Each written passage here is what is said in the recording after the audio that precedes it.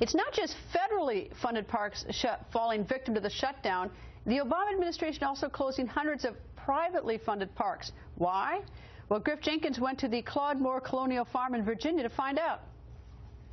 For the first time in 40 years, Greta, this 18th century colonial farm has been ordered by the National Park Service to shut its doors, despite the fact that it receives no federal funding or use any government resources.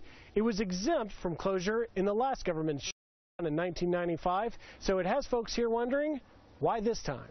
Monday, we got a phone call saying for the first time ever that we were being included in the government shutdown, and even though the Park Service provides no resources to us, we would have to close because we were sitting on their property.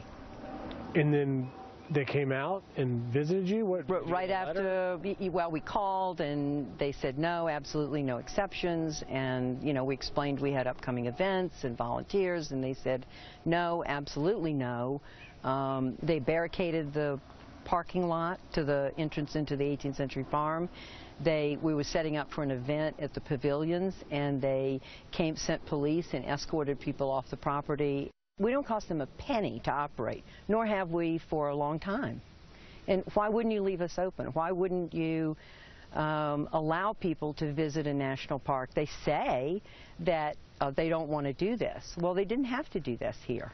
What happened during the last government shutdown in 1995? We were allowed to stay open. Government was closed for, I think, almost 3 weeks. So we had lots of visitors because people couldn't go, to the other parks. The thing that's so critical for us is that we derive our income from visitors and programs. This is the busiest month of the year for us in October.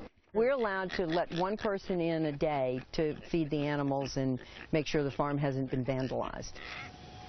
And how worried are you about the welfare of the animals and the security of the property?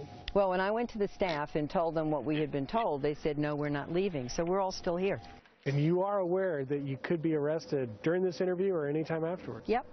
What will be the impact on the farm itself during this closure and in the future? We've had to cancel every event for this week, so we've already lost about $20,000. And if we don't open immediately, we will never open again. So you're in fear of losing the farm altogether? Completely, yes. When the government reopens, they're funded. When we reopen, we don't have federal funding. So you're losing your revenue and you're losing the condition, the upkeep of the farm. Right. You got to be upset about that. Pretty bad. Yeah, we're pissed. Well, the National Park Service didn't return our calls for comment.